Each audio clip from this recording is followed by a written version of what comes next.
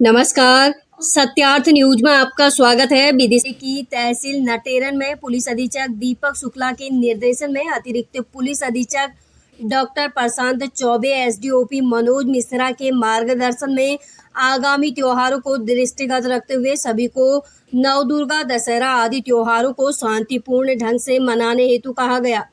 बैठक में तहसीलदार आनंद जैन, नायब तहसीलदार पीयूष जैन, थाना प्रभारी आशुतोष सिंह ने झांकी के सभी सदस्यों को व कोटवार ग्राम रक्षा समिति के सदस्यों सहित आम जन की बैठक ली। सभी से सुझाव आमंत्रित किए गए। इस उपलक्ष्य में ग्राम रक्षा समिति के सदस्यों को शर्ट वितरित की गई। ग्राम रक्षा समिति कोटवारों को आगामी ड्यूटी हेतु उचित दिशा में निर्देश दिए गए।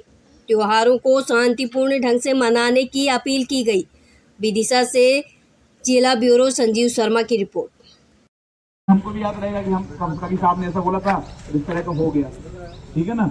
ये तो साहब ने बहुत अच्छी बात बोली और आप लोग भी इस कार्यक्रम में पधारे, काफी समय भी हो गया आपका, तो आप सबका बहुत बहुत धन्यवाद। अब आप आपसी भाईचारे से सभी कोटवाड़गण ग्राम रक्षा समिति